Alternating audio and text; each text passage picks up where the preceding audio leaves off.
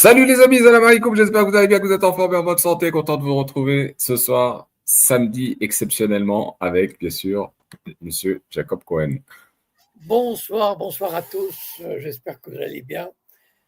Eh ben, je vous souhaite la bienvenue pour cette soirée exceptionnelle du samedi. Exactement, en tout cas merci. Alors moi je suis face au soleil, coucher du soleil, donc je vais apprécier le coucher du soleil avec vous et on va partir, Monsieur Cohen, bien sûr, sur le sujet du live ce soir. On fera un point en deuxième partie sur la situation humanitaire à Gaza. Et on va commencer donc avec les déclarations concernant le président brésilien. Oui. Vous mettez le lien ou je pars directement? Allez-y, je vais le chercher, je vais le mettre. D'accord.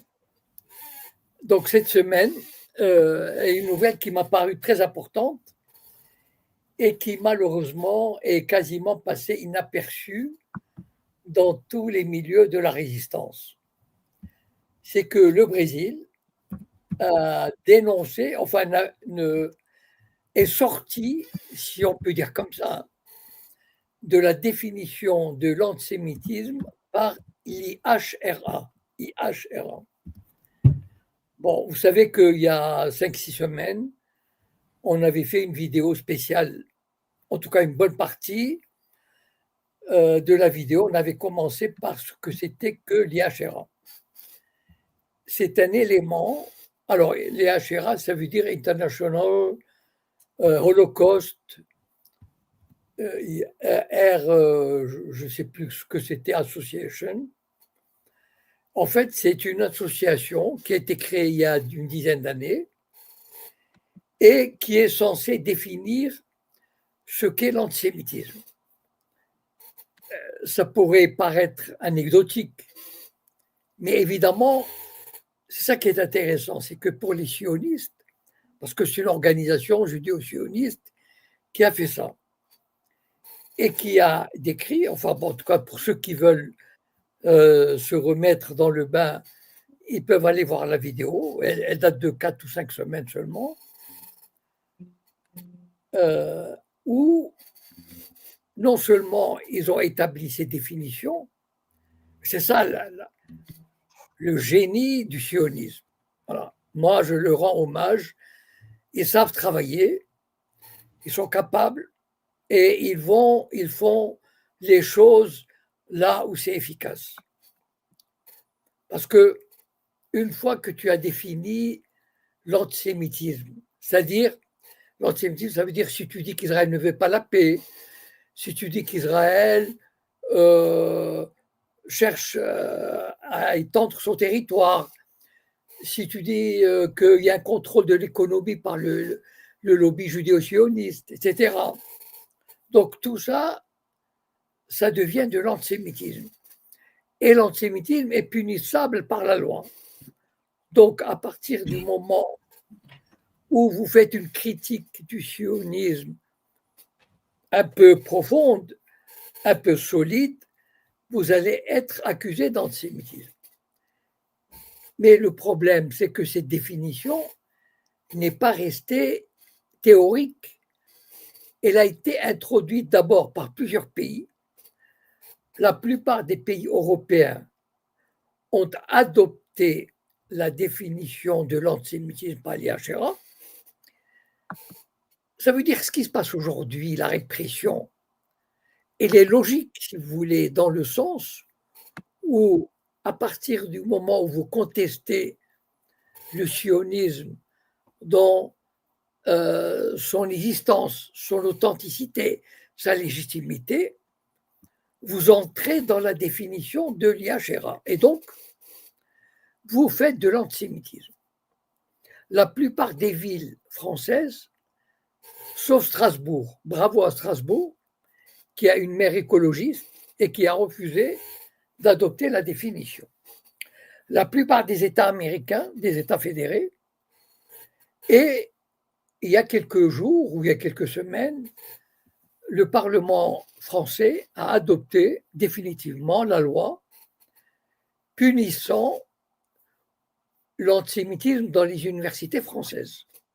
Or, cette loi reprend la définition de l'IHRA sur l'antisémitisme. Ça veut dire concrètement, dorénavant, dans les universités françaises, il sera impossible de faire des thèses de doctorat ou de troisième cycle en analysant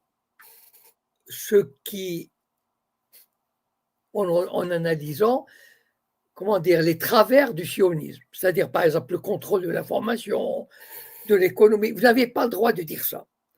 Si vous dites ça, ça veut dire que vous faites de l'antisémitisme et donc vous serez poursuivi.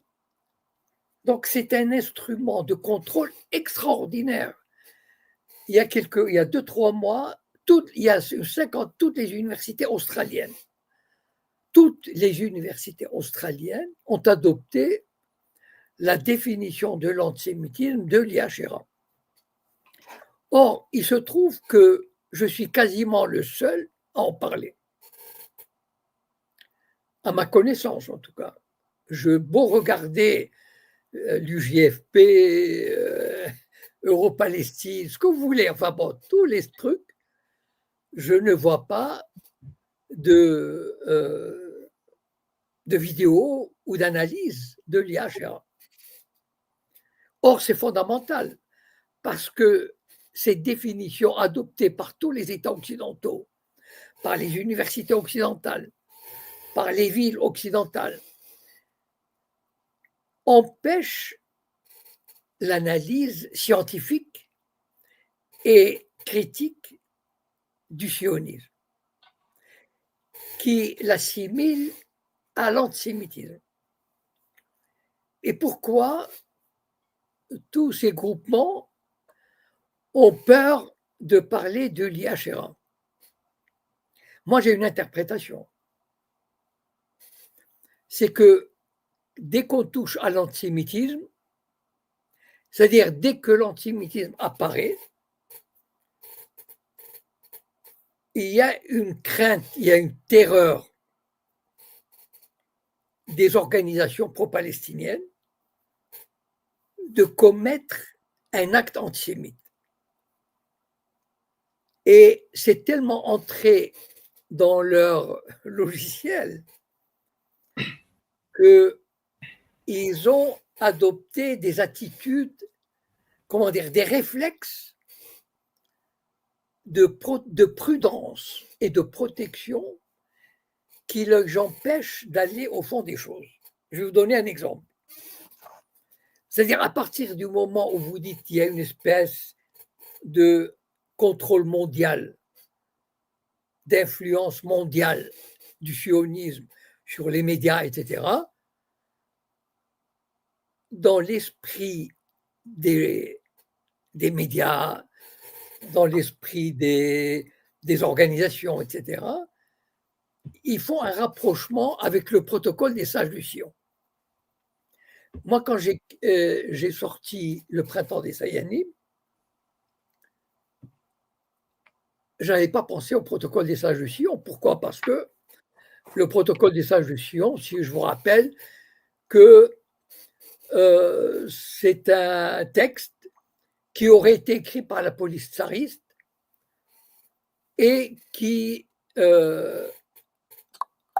explique, développe un complot juif mondial pour contrôler le monde. Qu'il soit vrai ou faux, la question n'est pas là. Mais il a été, au début du XXe siècle, il a été répandu dans les médias, dans le monde, etc. Et donc, quand j'avais publié Le Printemps des Sayanim, j'avais été invité par une association à Marseille, très vite après. Mais ils m'ont appelé, ils m'ont dit: est-ce que vous voulez venir faire une conférence à Marseille? J'ai dit oui. Et ils m'ont dit: mais est-ce que quand même les Sayanim, c'est pas quelque chose qui se rapproche du protocole des sages du Sion, etc. Et c'est là où j'ai compris que moi, je ne pensais pas du tout, parce que les Sayanim, c'est quelque chose de documenté. je veux dire, les chefs du Mossad successifs l'ont reconnu. Ce n'est pas du tout dans l'imaginaire. Mais c'est tellement, ces organisations pro-palestiniennes ont tellement intégré les lignes rouges du CRIF qu'elles ont la trouille. Vous savez que j'ai eu de maille à partir avec certaines organisations pro-palestiniennes. Bon, je ne vais pas revenir là-dessus, mais parce qu'elles ont la trouille. Voilà. Parce que si elles s'associent à Jacob Cohen, ben, c'est l'ami de Sora, de Dieudonné, protocole des sages du Sillon, complotisme, etc., etc.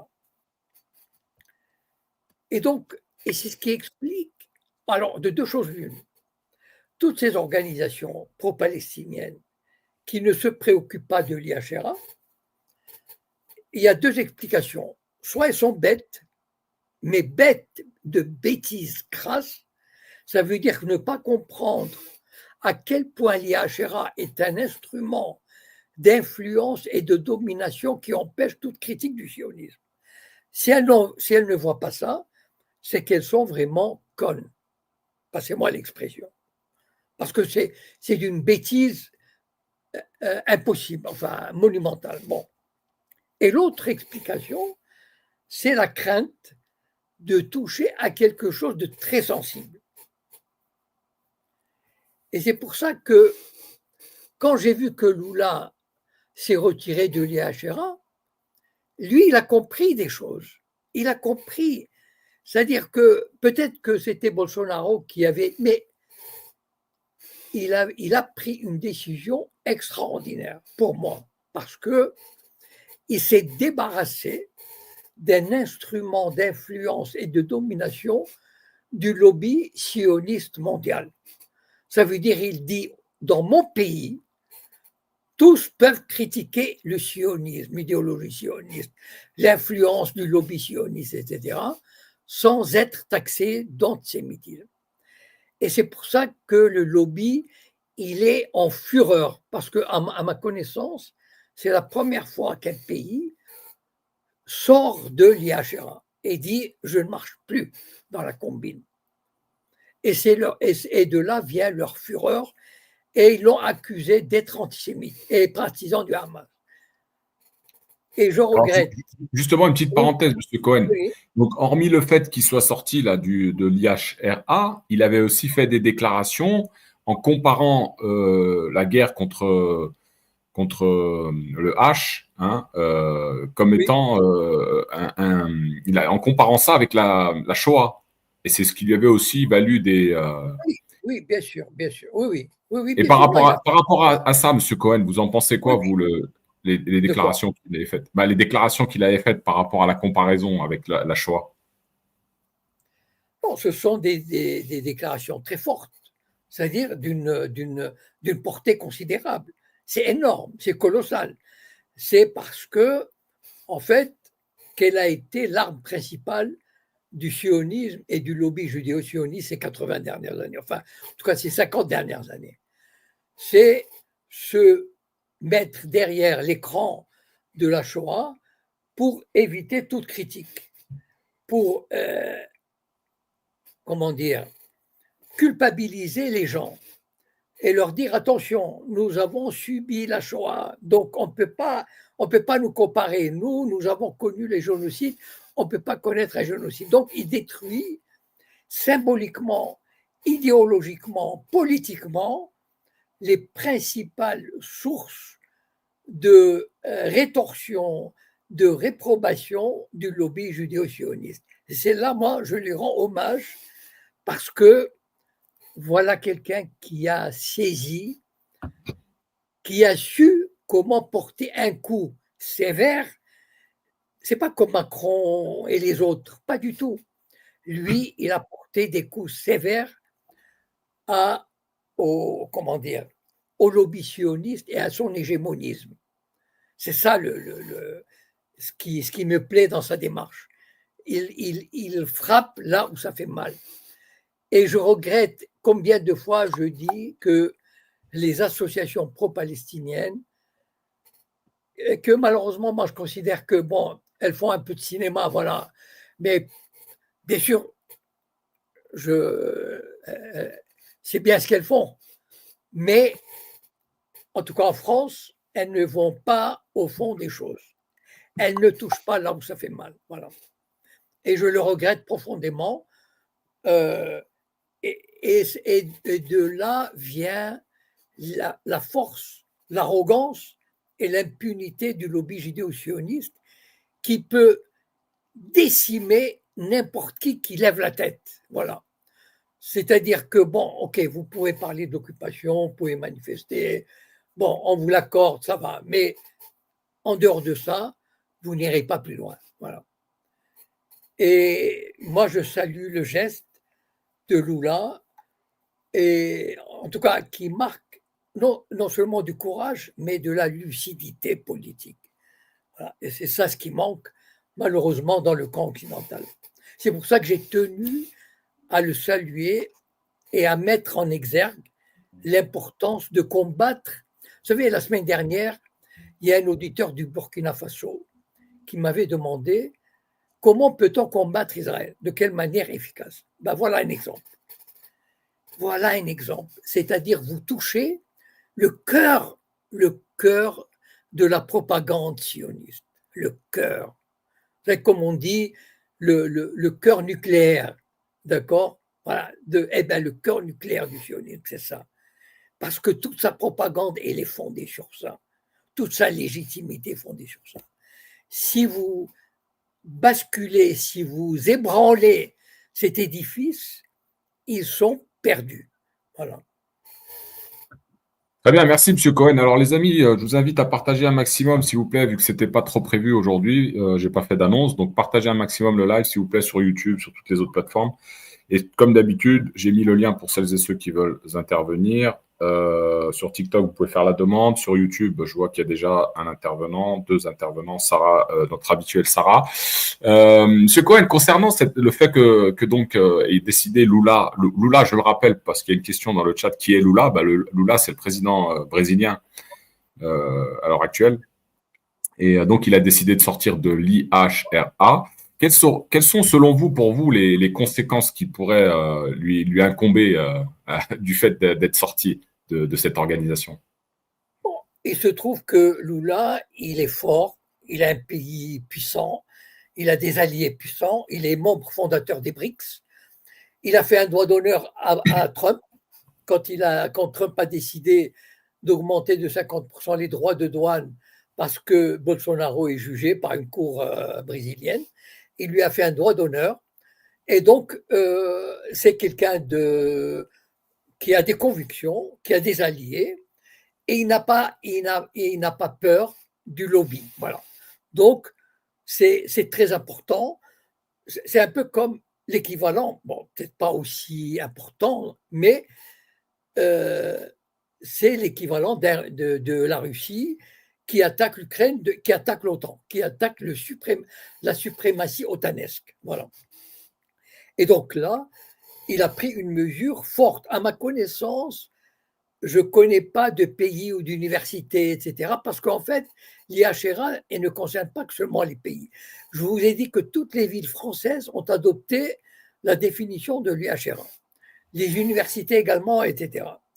Et donc, c'est une espèce de chape de plomb qui tombe, qui pèse sur les chercheurs, les journalistes, etc., pour les empêcher de critiquer le sionisme dans ses fondements. Voilà. Très bien. Alors, on va peut-être donner la parole à Sofiane qui nous a rejoint. Après, je poserai peut-être les questions de Sarah. Bonsoir professeur, bonsoir Altitude. Bonsoir à vous. C'était juste pour savoir, Lula, d'où lui vient sa force en fait? Qu'est-ce qui lui permet d'avoir une telle prétention? Bon, d'abord, Lula est un homme de gauche qui a combattu la dictature militaire. Je crois même je ne suis pas sûr, mais bon, en tout cas, je crois qu'il a été arrêté par les militaires, qu'il a fait de la prison. Donc, c'est quelqu'un qui a des convictions profondes qui remontent à loin. et qui connaît la valeur de la démocratie, de la lutte anti-impérialiste. Pas oublier une chose, c'est que le Brésil a connu une dictature militaire terrible qui a été fomentée par la CIA. Donc Lula, il a vécu tout ça. Il connaît la force de l'impérialisme, comment dire, la nuisance de l'impérialisme, non seulement militaire, mais économique, le harcèlement des multinationales, etc. Donc c'est quelqu'un qui a un certain âge. Donc c'est pas quelqu'un qui est né de la dernière pluie. Donc Voilà, il a, oui, donc si on veut, ça veut dire qu'il réalise l'impact économique qu'il a à travers le monde. Le Brésil, on va dire que c'est lui qui alimente le monde, justement, en denrées, en aliments, notamment bovines, etc. En fait, ça veut dire qu'il il a le levier là-dessus, en fait, sur l'alimentation.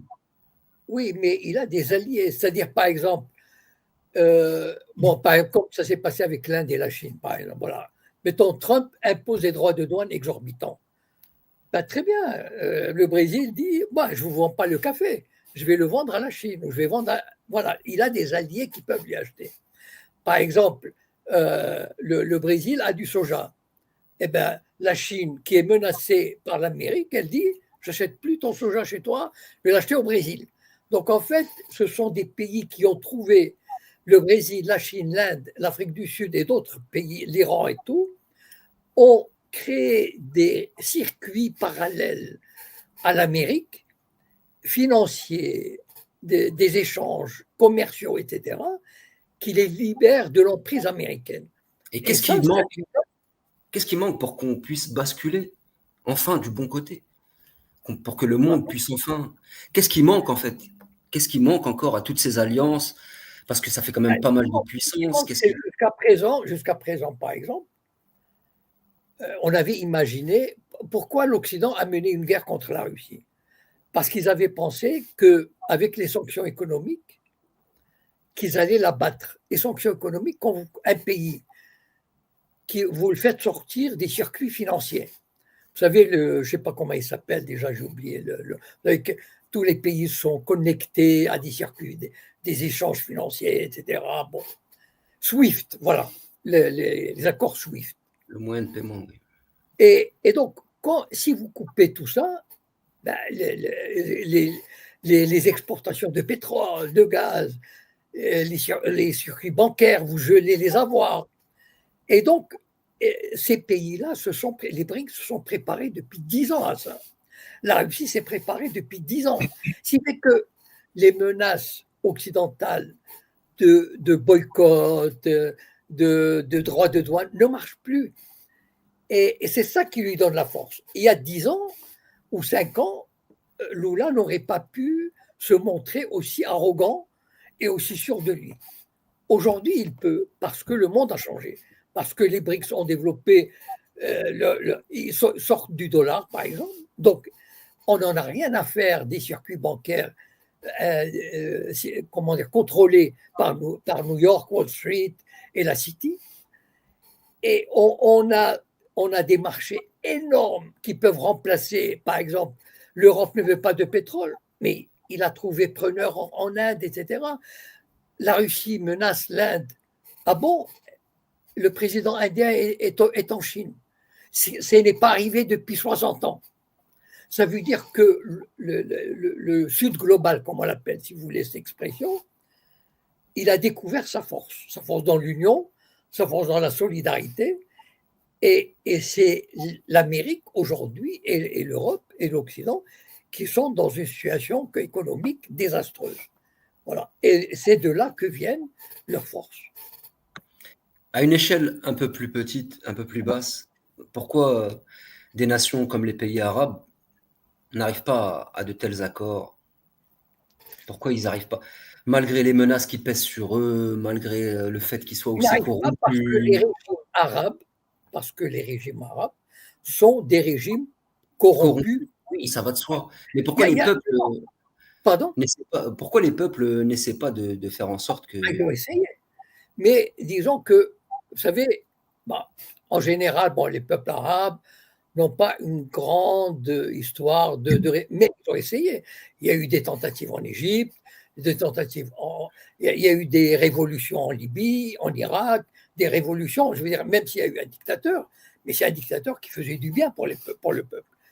Donc, ces pays ont été éliminés par l'Occident, ont été détruits par l'Occident. Et les autres régimes, ils ont la trouille.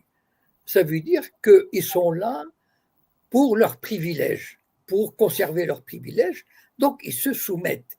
Ils sont soumis à l'axe américano-sioniste. Il n'y a pas d'autre mot. L'exemple le plus, moi, qui m'a frappé, enfin, contre lequel j'ai développé presque, en tout cas, bon, le régime syrien de Bachar el-Assad. J'avais publié un papier en 2013 où j'avais dit que Bachar el-Assad aurait pu devenir le Salah dit de l'ère moderne. Voilà. C'est à l'époque, il avait une armée de 400 000 hommes. Il aurait envoyé 200 000 hommes à pied, juste à pied, avec une mitraillette et des grenades, à travers la Cisjordanie, à travers le Golan, et envoyé des milliers de missiles sur Tel Aviv, rien que sur Tel Aviv. Et c'est tout. Et le régime sioniste aurait été balayé. Mais malheureusement, ces régimes, d'abord, je pense que... qu'est-ce qu'il a dissuadé Bachar al-Assad à l'époque? Oui, qu'est-ce qu'il a dissuadé? Bon, moi, je pense que d'abord, il se dit, si je tente une telle aventure, bon, d'abord, c'est un pays, comment dire, qui a écopé de quelques leçons militaires de la part d'Israël. Voilà. Donc, il se dit, bon, je préfère ne pas me frotter à ce pays-là. D'accord. Et donc, il se donne l'illusion. Vous savez, un pays, c'est quoi? C'est pas Bachar el-Assad. Enfin, la Syrie, mettons, c'est 10 000 personnes, 50 000 personnes. C'est-à-dire l'establishment militaire, politique, économique, culturel. Vous voyez ce que je veux dire? Il y a une nomenclatura. Bon, cette nomenclatura, elle a envie de vivre bien. Alors, elle a le sens de la nation, du pays, etc., de la culture. Elle se dit, bon, je vais quand même tenter de résister à l'influence américaine, etc. Donc, je ne vais pas me lancer dans l'aventure. Sauf que l'erreur qu'ils font, Bachar el-Assad, regardez comment il a terminé. Il a payé, et très cher. Ça veut dire qu'il n'a pas compris qu'il vaut mieux attaquer tant que tu as de la force, plutôt que de te laisser abattre à terme. Parce que Bachar el-Assad n'a pas fait une analyse lucide du sionisme et de ses alliés arabes, ça veut dire saoudiens, égyptiens, etc., qui avaient juré sa perte. Bon. S'il s'était dit, ils arriveront à m'avoir, d'une façon ou d'une autre, ils y arriveront. Donc, pendant que je suis fort, je vais prendre le devant. Malheureusement, je pense que dans l'esprit arabe, il n'y a pas... Quand il y a eu des têtes comme ça, ils les ont éliminées.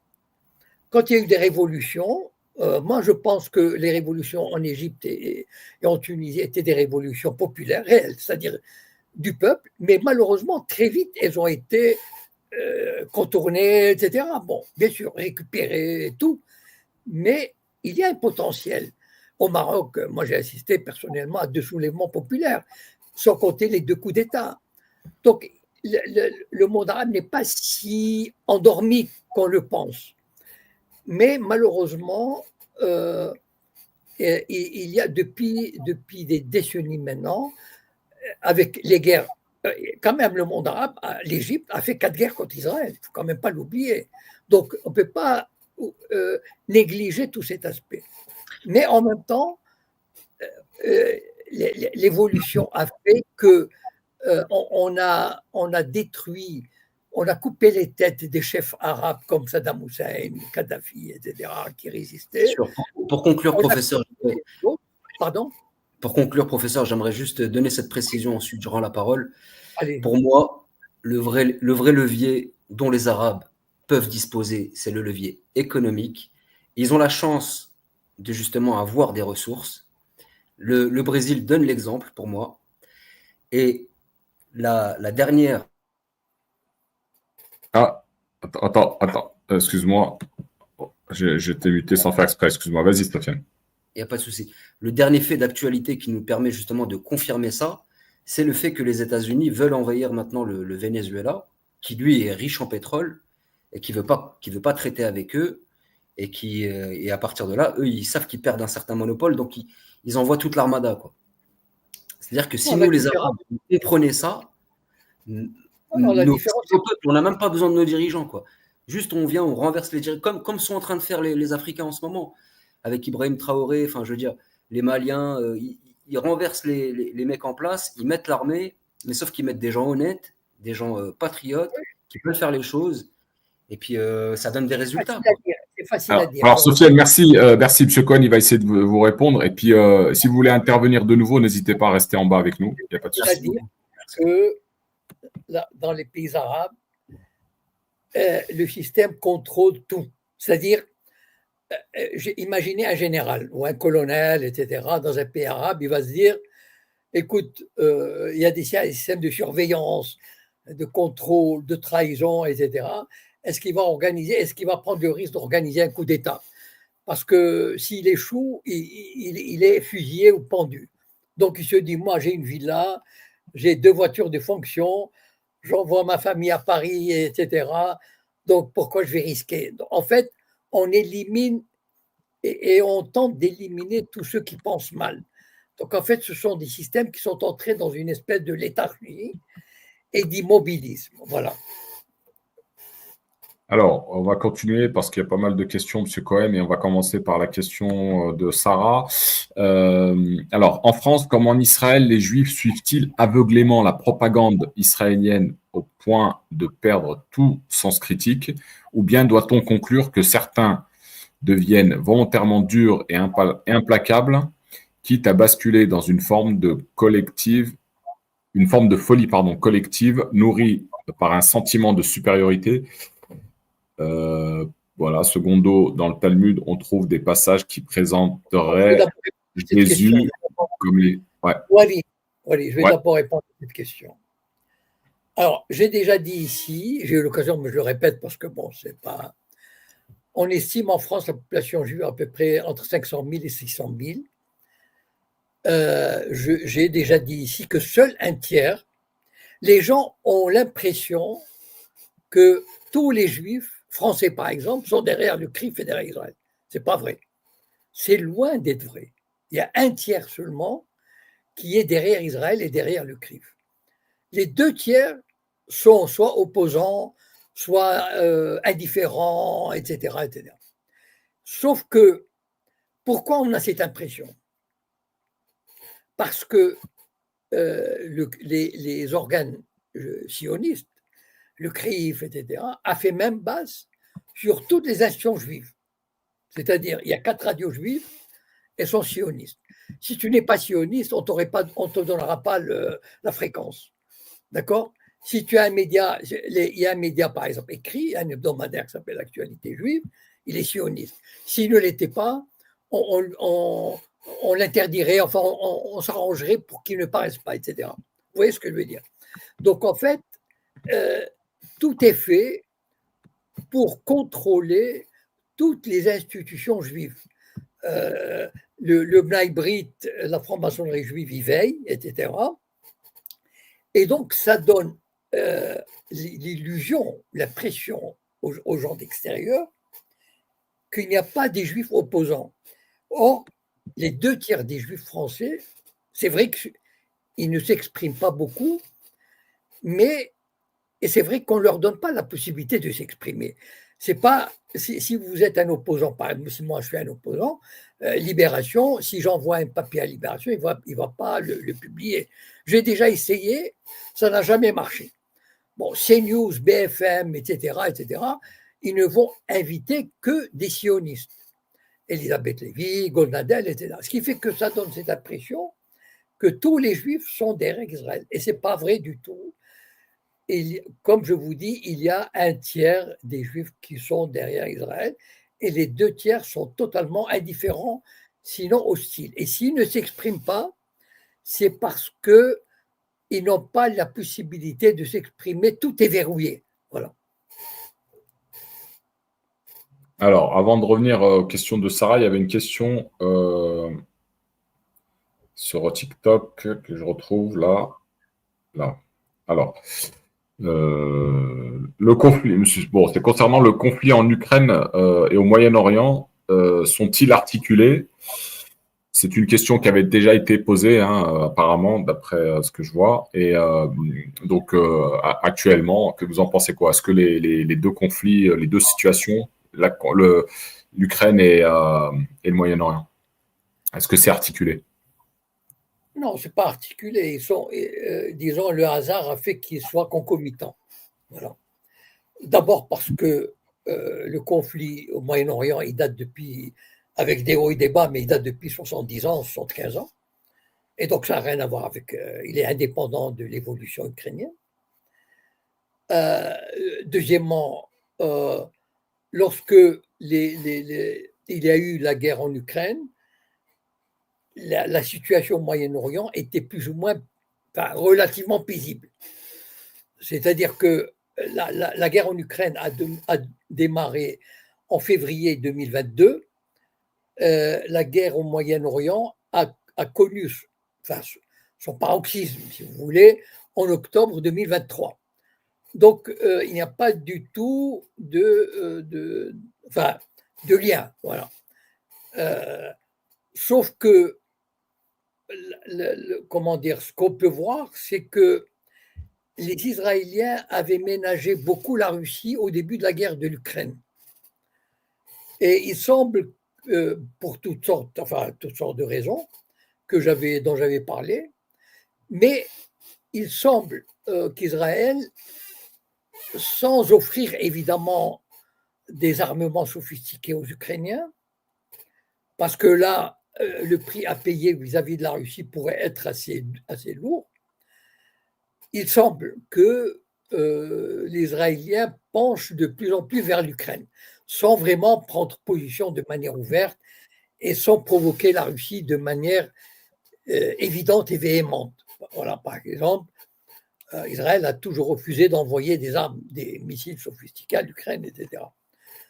Et donc, il n'y a pas vraiment, enfin, il se trouve que les deux conflits aujourd'hui peuvent avoir une certaine influence l'un sur l'autre, avec par exemple la Turquie qui est entre les deux, qui est entre la Russie et Israël, la mer Noire, etc.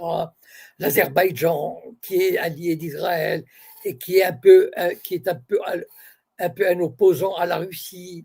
Donc en fait, c'est par ces alliances, c'est par ces à côté, par ces influences extérieures d'autres pays, qu'on peut aujourd'hui parler d'une certaine relation, d'une relation entre ces deux conflits. Fatalement, ça devait arriver, parce qu'à un moment donné, mettons l'Azerbaïdjan, qui est l'allié d'Israël contre l'Iran, va aider, va se mettre, il est l'allié de l'Ukraine, donc fatalement, Israël est impliqué du côté de l'Azerbaïdjan, etc. Mais les deux conflits sont finalement quand même indépendants l'un de l'autre. On peut très bien régler l'un sans régler l'autre. Voilà. Très bien. Alors, on va passer à une autre question, parce qu'il y a beaucoup de questions ce soir. Monsieur Cohen, c'est concernant, vous aviez évoqué tout à l'heure le Burkina Faso, et il y a une question concernant un peu la même région, là. L'hostilité étrange de Assimi Goïta et sa clique militaire à l'encontre de l'Algérie qui, pourtant, les a aidés militairement. Vous en pensez quoi? Écoutez, c'est une question, disons, assez sensible. Bon.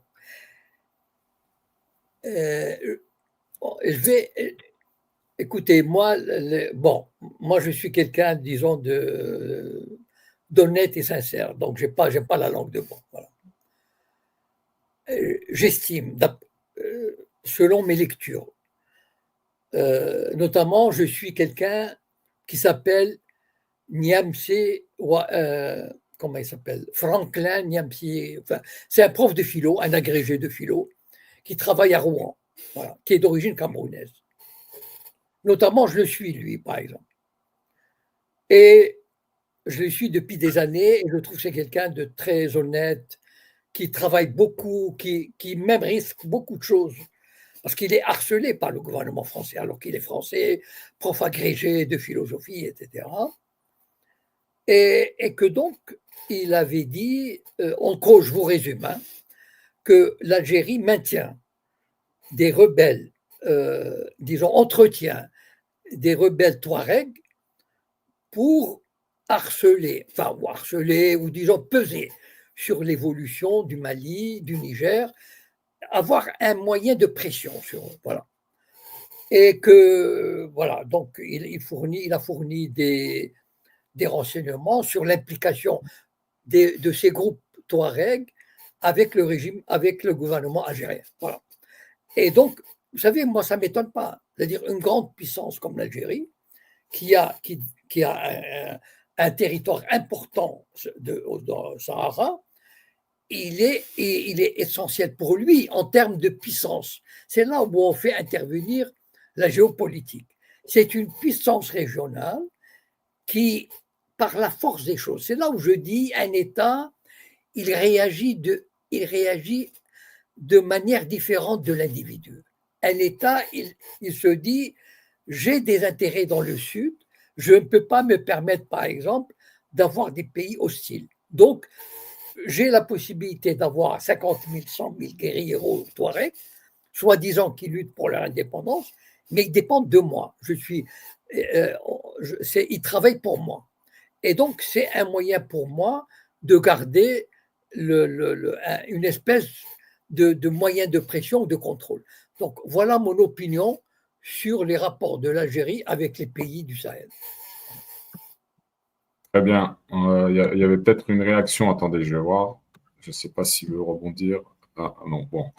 C'était pas par rapport à ça. Alors, il y avait une autre question, bien sûr, de Sarah, qui en avait pas mal ce soir. Hein. On va peut-être pas toutes les évoquer ce soir, mais voilà. Donc, deuxième question.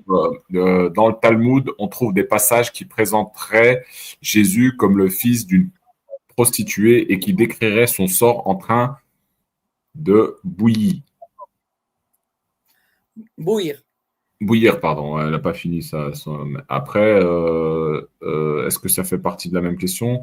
En France, on observe que certaines figures issues de la communauté juive, comme Éric Zemmour, Sarah Knafo, Goldnadel, Finkielkraut, tiennent des discours très hostiles à l'égard des musulmans, voire islamophobes. Pourtant, historiquement, les musulmans ont souvent été protecteurs envers les juifs, qui ne les ont alors, attends, pardon. Historiquement, les musulmans ont souvent été plus protecteurs envers les juifs que ne l'ont été envers les chrétiens. Comment expliquez-vous ce paradoxe et quelle est la stratégie de la communauté juive face à cette contradiction ? Voilà. Alors, d'abord, je vais répondre à la première question. Bon, effectivement, le Talmud, enfin, d'après ce que je ne l'ai pas lu directement, mais indirectement, le Talmud traite Jésus-Christ de cette façon-là. Mais il faut dire aussi que le Talmud est écrit le 1er siècle après Jésus-Christ, le 1er, 2e siècle. Voilà. Et donc, c'est-à-dire qu'il a été écrit juste après que Jésus-Christ est venu et dire et dire que je suis le Messie que vous attendiez. Bon. Il se trouve que les Juifs ne l'ont pas entendu de cette oreille à l'époque, et donc ils l'ont considéré comme un hérétique selon la loi juive, et ils l'ont livré aux Romains. Bon. Après, c'est un texte du 1er siècle. Ils écrivent comme ça, c'est d'une violence inouïe, une violence gratuite, enfin je ne sais pas, d'une extrême violence, vulgarité. Bon, je ne sais pas quoi dire, voilà, c'est comme ça, c'est ainsi. Voilà, bon.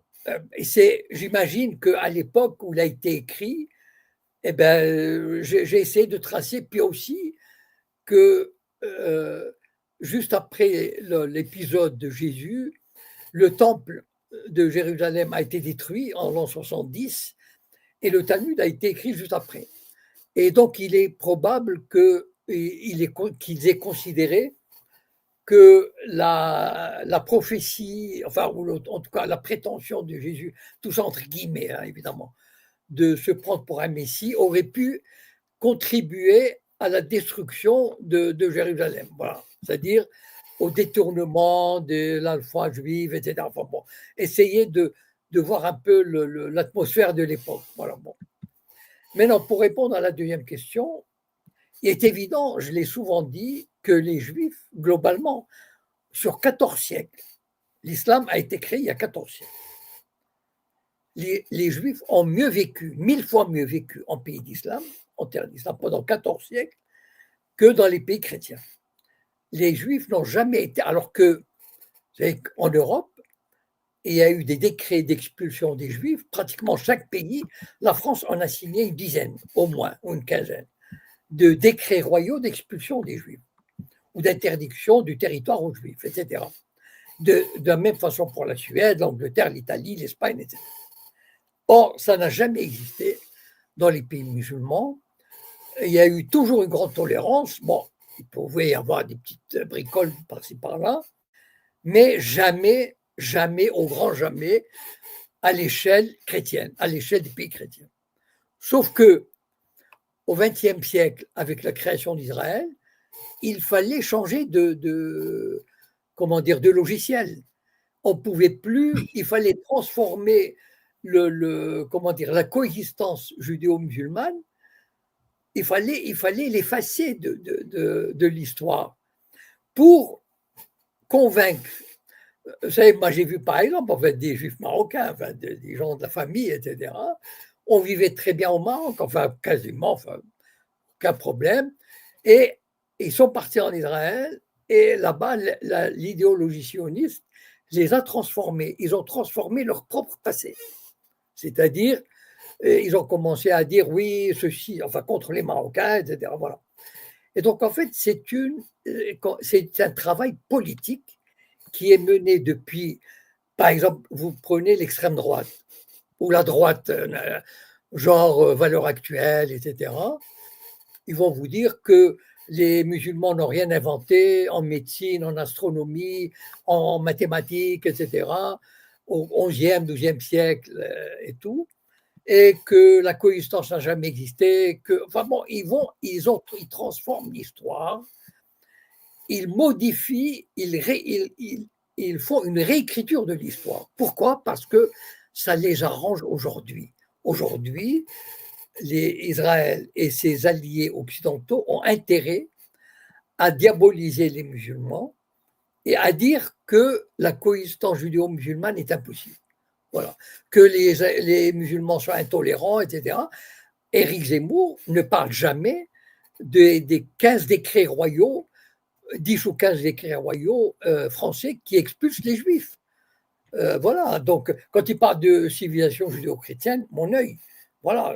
Donc, je veux dire, les juifs n'ont vraiment connu une espèce d'existence plus ou moins légale en France qu'à partir du 19e siècle. Donc quand même, c'est pas... Alors que les Juifs n'avaient aucun problème au Maroc, en Turquie, etc. Donc c'est un travail politique, c'est une manœuvre politique pour casser du sucre sur le dos des musulmans et donner une légitimité à Israël. Voilà. Alors, M. Cohen, on a pas mal de questions encore. On va essayer de pas trop tirer la ficelle.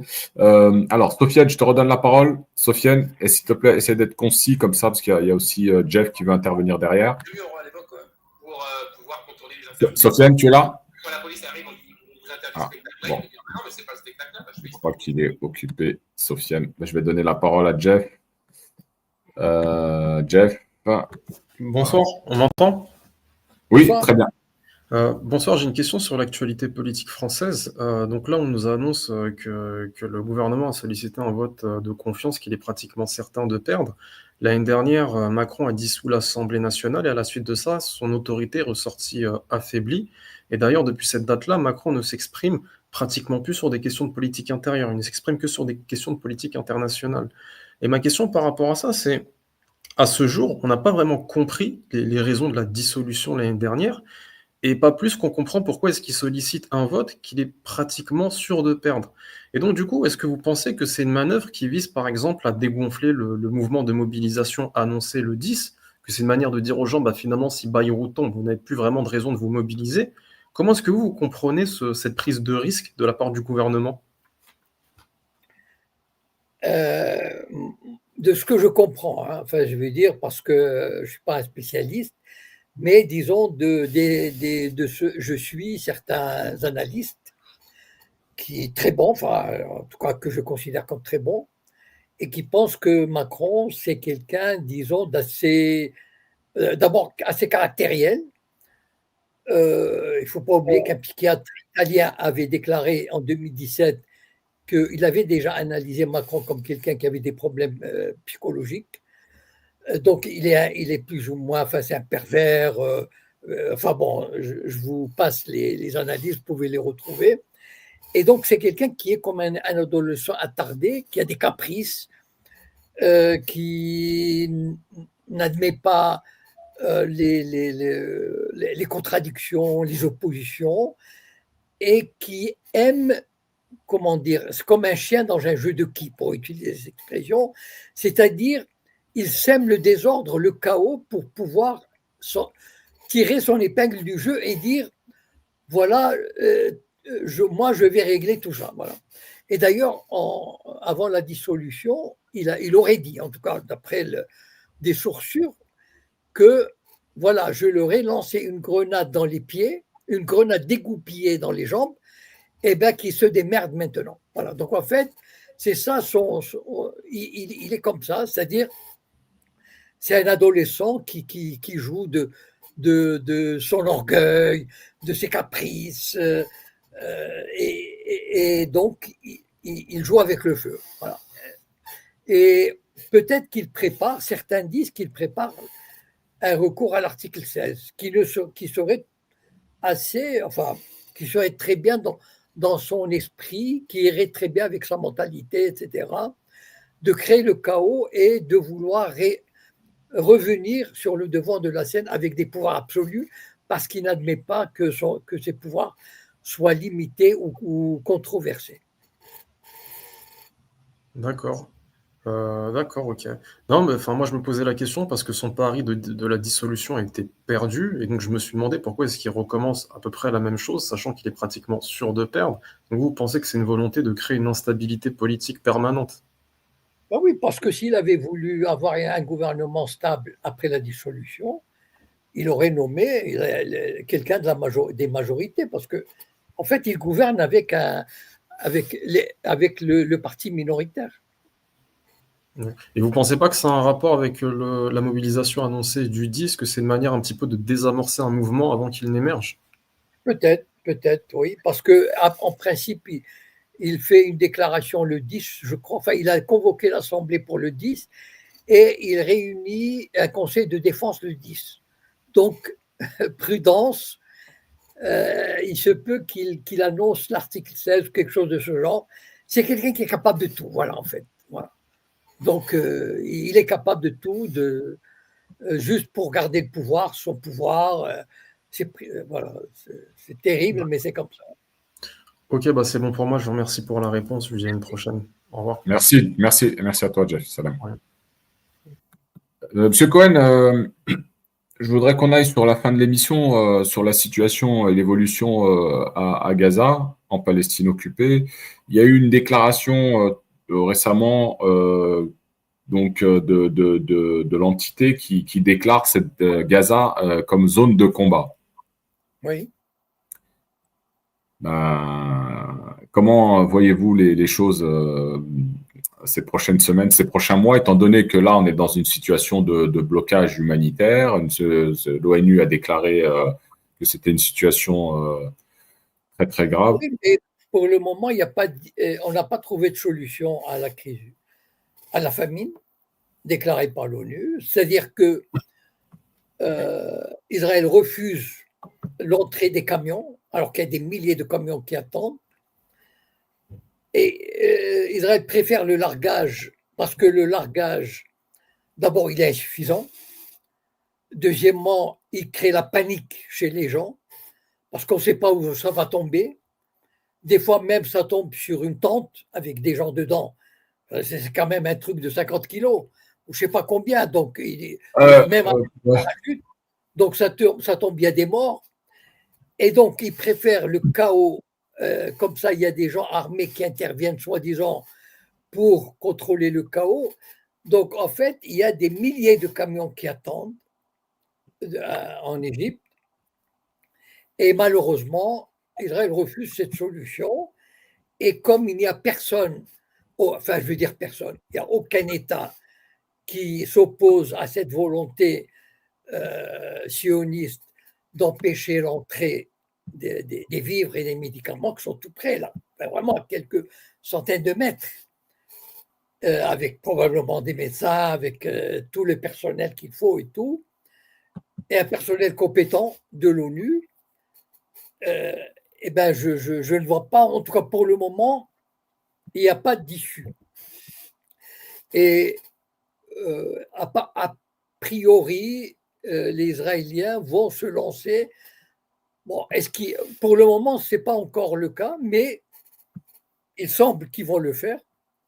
En tout cas, il y a un conseil de sécurité, pas de israélien, bien sûr, qui va se réunir dimanche prochain pour éventuellement lancer l'attaque sur Gaza. Voilà.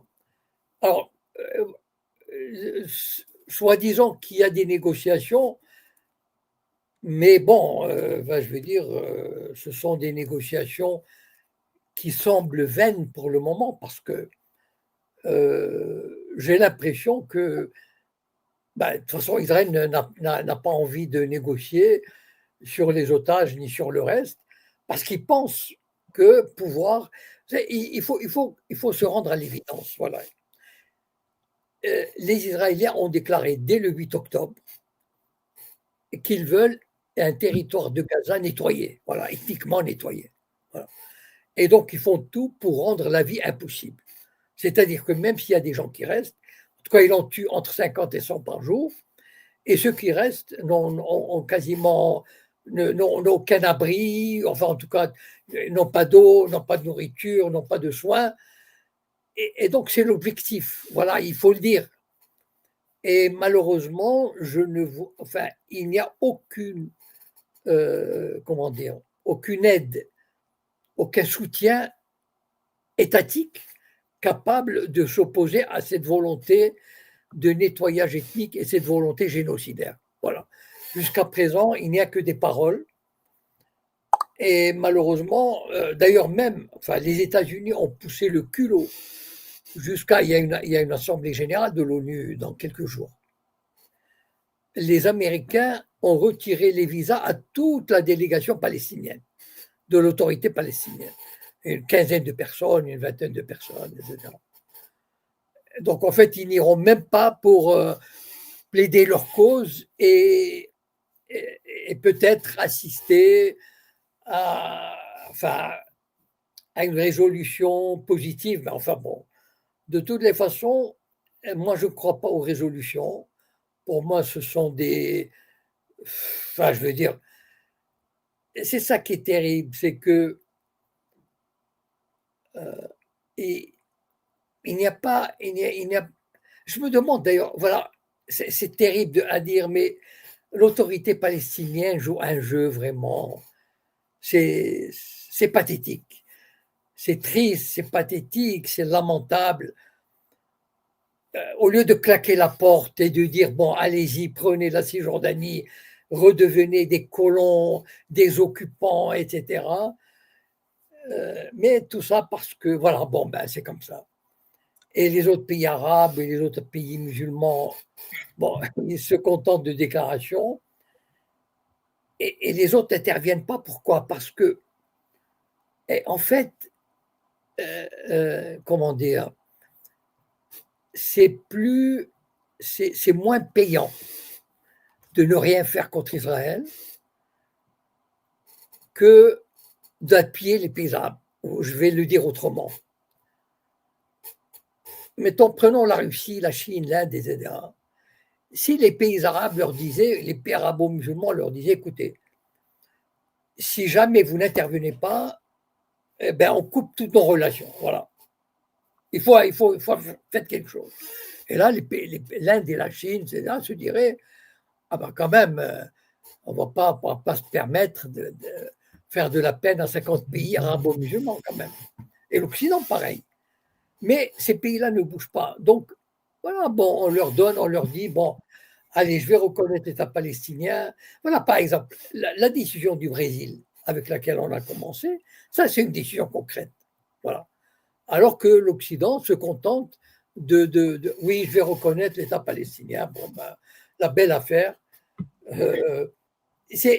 Malheureusement, il faut se rendre à l'évidence. Voilà. Les Monsieur relations Cohen, internationales, oui. oui, il y a une nouvelle opération militaire en Cisjordanie, à Naplouse, qui a fait aussi un certain nombre de blessés il y a 2 jours. Est-ce qu'on pourrait penser que ça pourrait venir de là-bas, la solution, c'est-à-dire une forme de résistance qui serait soutenue euh, massivement par Le problème, c'est que cette résistance qui existe, elle est combattue par les sionistes et par l'autorité palestinienne. C'est ça le drame. Enfin, je veux dire, il faut réaliser que des militants, toutes sortes de FPLP, du Hamas, du Jihad islamique, qui sont à Ramallah, qui sont à Naplouse, qui sont à Jenin, ils ont deux ennemis. Ils ont les sionistes et l'autorité palestinienne. C'est ça, enfin, je veux dire, c'est à s'arracher les cheveux quand même. Enfin, pas déconner. Enfin, je veux dire, quand on arrive là, moi, je regrette. Enfin, je veux dire, l'autorité palestinienne, c'est vraiment, elle entraîne son peuple dans enfin, je veux dire, ça fait plus de 30 ans que ça dure. C'est pas possible. Donc clairement, là, il n'y a pas de solution pour les Palestiniens, ils sont livrés à eux-mêmes. Ah oui, bien sûr. Voilà, c'est ça qui est malheureux. Enfin, ils sont défendus par aucun gouvernement, aucune autorité, et il n'y a que, bon, un peu le Yémen, enfin un peu beaucoup quand même, le Yémen. Le Hezbollah, malheureusement, il est presque réduit au silence. Donc, je ne vois pas vraiment d'où peut venir, d'où Est-ce que la clé n'est pas justement dans le fait que les États-Unis aient le soutien inconditionnel à l'entité? Non, pas seulement les États-Unis. Il y a la démission de tous les autres pays. Voilà, je regrette. Les autres pays, ils détournent le regard. C'est pas que ça leur plaît, mais ils détournent le regard. Ils disent, ça ne me concerne pas, j'ai pas envie d'avoir des problèmes. Voilà. Pourquoi la Chine ou la Ouais, Russie mais Monsieur Cohen, on sait que les États-Unis fournissent militairement des armes, tout ça, et clairement, là, aujourd'hui, c'est un rapport de force qui est fait. Ils sont plus forts militairement, ils ont une armée, ils ont des armes qui détruisent, voilà. Aujourd'hui, si le rapport de force est inversé, si demain, admettons, les États-Unis arrêtent d'aider militairement et d'envoyer des armes à l'entité, et que de l'autre côté, la résistance est soutenue militairement, hein, est-ce que là, il peut y avoir un rapport de force qui change, et donc qui ferait changer la donne? Je ne vois pas pourquoi les États-Unis, à court terme, arrêteraient des grèves. Voilà. Moi, c'est inconcevable. Voilà. Non, moi, je pense que s'il y avait comment dire, un élan de résistance, de prise de conscience du monde arabo-musulman. Voilà. Une prise de conscience, un courage de se dire, bon, ça suffit, on se réunit et on dit, c'est pas une déclaration, et on dit, on arrête toute exportation vers l'Occident si Israël n'arrête pas dans les 24 heures. Je peux vous garantir que dans les 24 heures, l'agression s'arrête. Voilà. Seulement, malheureusement, chaque gouvernement, le gouvernement égyptien se dit, si je vote cette résolution, je vais avoir des problèmes avec l'Amérique et je n'ai pas envie. Mohamed Ben Salman, il se dit, je vais avoir des problèmes avec l'Amérique, je n'ai pas envie, etc. Et donc, en fait, ils sont tenus, les Arabes sont tenus, les pays arabo-musulmans sont tenus par la peur, par la trouille, voilà, d'avoir à payer des pots cassés pour comment dire, pour venir en aide et pour menacer ou pour sanctionner l'agression israélienne. Voilà, c'est ça. Il faut voir les choses en face. Voilà. Il y a la démission de tous pour chacun a ses raisons. Voilà. Alors, Parce il y avait que une... si on arrêtait rien que les relations économiques, l'Union européenne, elle peut se dire juste, je suspends demain pour 3 mois le traité de coopération entre Israël et l'Union européenne, mais la guerre s'arrête. Parce que Israël ne peut pas, c'est pas possible. Donc, c'est la démission de tous les pays du monde. Voilà. À part peut-être quelques-uns qui font quelque chose, mais finalement, c'est la démission. Alors, il y avait une question concernant la résistance palestinienne. Oui. Est-ce qu'elle utilise un stock d'armes ou elle est fournie, il y a des possibilités d'en faire rentrer par n'importe quel moyen? Je ne sais pas. Ça, je ne sais pas. Ouais, Ça, vraiment, c'est un mystère. C'est un mystère. Parce que j'écoute même, par exemple, des analystes américains très, très compétents, etc. Et très, comment dire, assez très critiques contre l'agression sioniste. Il y a pas, ils sont vraiment étonnés de cette résistance à Gaza. Enfin, je veux dire, vraiment, depuis presque 2 ans maintenant, avec quelles armes, avec quelle bouffe, avec quelle. Enfin, ça reste, ça reste quand même un mystère. Et voilà. Alors, il y a peut-être une dernière question, un dernier intervenant. Non, non, c'est une erreur peut-être. Si tu veux remonter, n'hésite pas sur TikTok. On va voir Monsieur Cohen. Les questions, il y avait beaucoup de questions de Sarah. Je reviens dessus. Il y avait encore une ou deux questions. Je vais voir. Alors, attendez.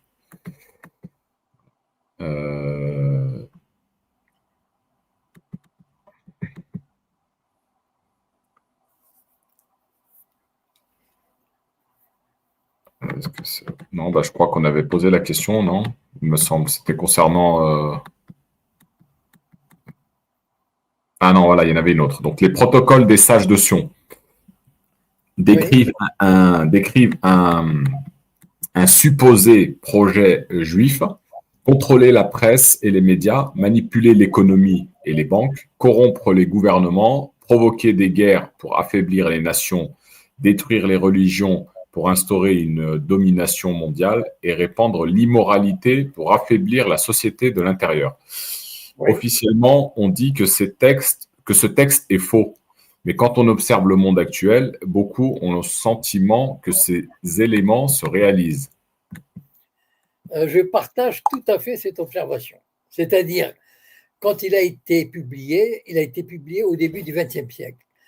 Je ne me souviens pas de l'année exacte, mais ça devait être vers 1910, 15, enfin à peu près comme ça. Et il a été publié, on dit qu'il a été publié par la police secrète du Tsar.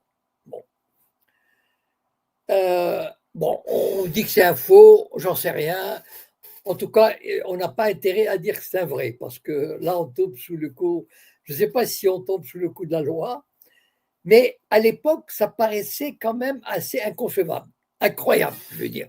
En 1910, dire que les Juifs se sont réunis pour créer un projet de domination mondiale, ça paraissait complètement hallucinant, alors que les Juifs étaient plus ou moins massacrés ici ou là, interdits de séjour ici ou là, il n'y avait pas d'Israël, il n'y avait pas de projet sioniste, enfin, il n'y avait rien, quoi. Aujourd'hui, c'est vrai que ça devient, c'est réaliste, voilà. En tout cas, ceux qui l'ont fait, qu'ils soient vrais ou pas, ceux qui l'ont écrit, ils avaient le sens de la prophétie. Parce que franchement, un siècle après, le plan s'est révélé absolument d'une exactitude et d'une justesse absolument incroyable, parce qu'on le voit aujourd'hui. Mais imaginez ça il y a un siècle, ce n'était pas évident, hein, parce qu'à l'époque, les Juifs, ils avaient du mal. Donc, c'est vrai que, enfin, moi, j'aimerais bien connaître comment dire, la solution à cette énigme, parce que c'est vraiment une énigme. Voilà, très bien. Je crois qu'on arrive au bout, Monsieur Cohen. On va vous souhaiter un excellent week-end et on Merci. se donne rendez-vous la semaine prochaine, vendredi. Ok, à vendredi. Bonsoir à tous. Merci, au revoir. Merci. Au revoir. Voilà les amis, moi ce que je vais conclure en fait sur l'aide humanitaire. Hein. C'est une situation que les Palestiniens vivent aujourd'hui qui est très très compliquée, un truc de ouf, un truc de malade, que même nous ici dans notre petit confort, on n'arriverait même pas à supporter plus de 24 heures. Hein. Donc les amis, je vous invite à toutes celles et ceux qui peuvent faire un petit geste, passer par une organisation humanitaire qui fait ce travail depuis bien longtemps, qui a pignon sur rue, qui est sérieuse. Si vous avez la possibilité de les aider, hein. Moi je suis quasiment tous les jours sur TikTok où j'ouvre des lives et on a des Palestiniens qui viennent nous voir et qui nous racontent la situation. Et malheureusement pour nous, à notre niveau, on n'a pas grand-chose à faire, mis à part peut-être ou les soutenir en direct via un lien PayPal ou des choses comme ça, ou alors passer par des organisations sérieuses qui font ce travail humanitaire.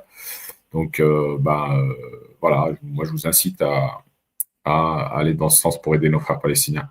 Les amis, sur les autres plateformes, si vous venez d'arriver, je vous invite à vous abonner à la chaîne Altitude YouTube. Il y avait un peu plus de monde que d'habitude ce soir. Je salue tout le monde d'ailleurs. Et abonnez-vous à la chaîne pour pouvoir revoir l'émission en rediff. Allez, que la paix soit sur vous. Excellente soirée à vous et on se retrouve vendredi prochain. Salam alaikum.